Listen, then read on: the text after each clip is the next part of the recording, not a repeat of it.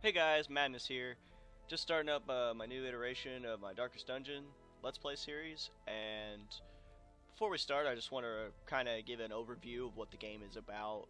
Essentially, you are supposedly someone who inherited this forsaken town, and all around the town, there's things going amiss. There's undead and brigands just pillaging and killing people, and you get inherited this town, and you are supposed to recruit mercenaries, which you'll see on the right. I have four already because I started a little bit of the campaign, just the tutorial part, just to kind of get my foot in.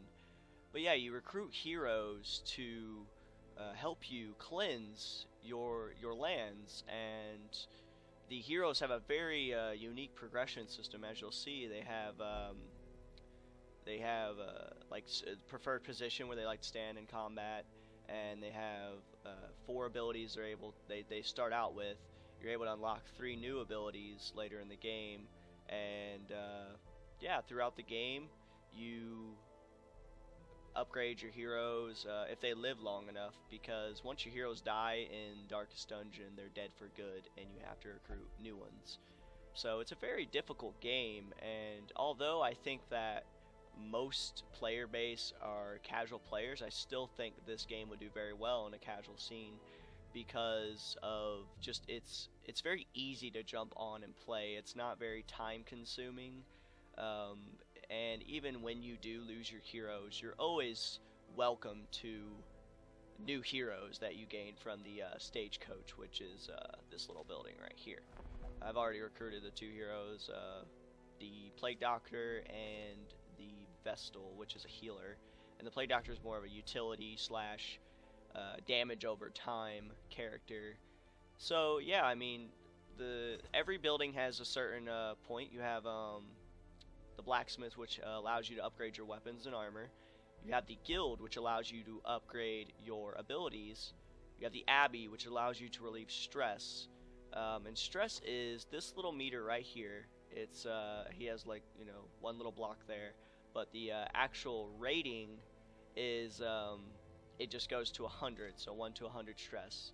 And when your hero reaches 100 stress, they freak out and they gain a very negative effect about them. It's different for every time and for every hero too, as well. So you don't want them reaching 100 stress, and that's what the Abbey is for.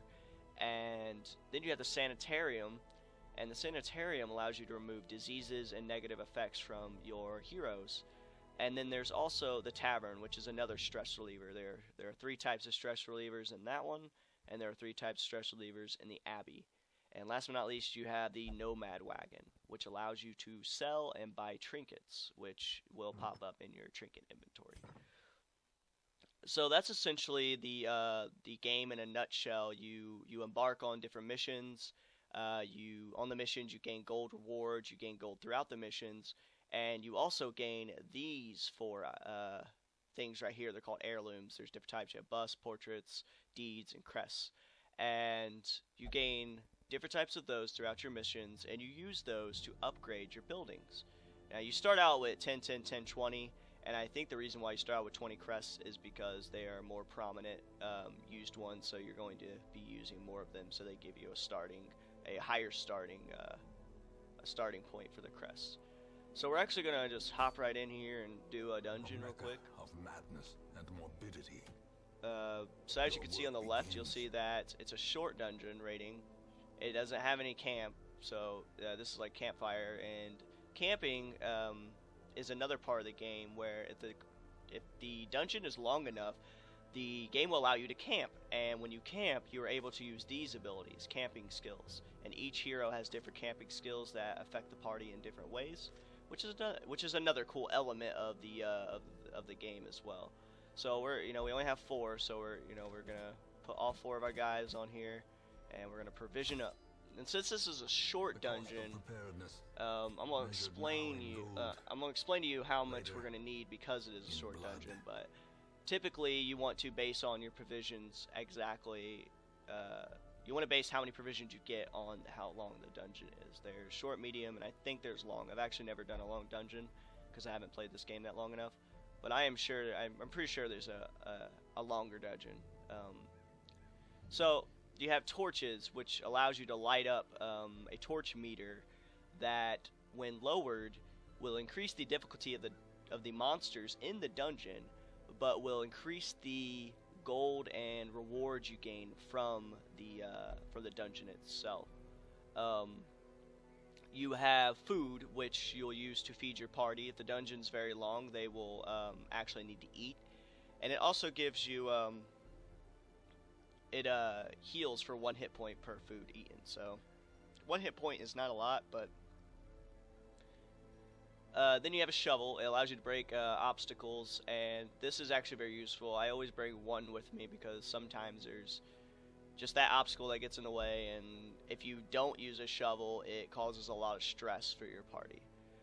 Anti-venom gets rid of blights, toxins, and poisons. Bandages stop bleeding effects. Medicinal herbs cure diseases and maladies. And skeleton keys unlock strong boxes and doors. And this one uses to purge evil and restore purity. So what I like to do on a short one, I'll take about 8 torches. I'll take about 8 food on a short one. Oops.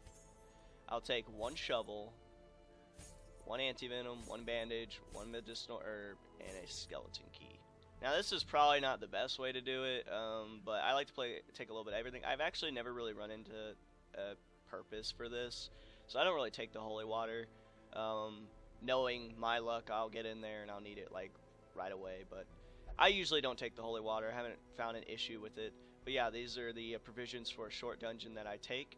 And yeah, you just click the embark button and it'll set you off into the dungeon. So Darkest Dungeon is actually still in early access. I think it's $20, 20 US dollars, and I feel that the game has a little bit more to go for it. But overall, I feel like the game is pretty much complete.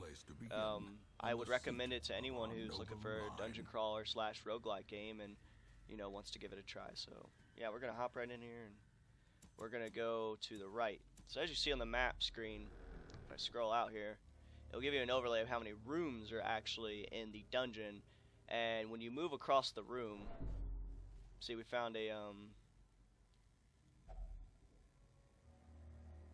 we'll actually use our key on this. Oops, put a key. Oh, so it's not locked. Alright, we'll just open it. See? Oh, I got some stress there. Alright, so we've run into our first fight, and we're actually going to use Grape Shot Blast, which is an AoE. Hopefully we hit. Nice, we hit. For our Crusader, we're going to use Smite. Nice single target damage ability. Yeah, we'll just do a basic. Ooh, 14 crit. Now you notice that all these characters lit up when he crit. Whenever your heroes crit, you lose stress, which is really, really nice. I'm actually going to use my Plague Doctor to look into that, so just in case. Slayer of Mankind.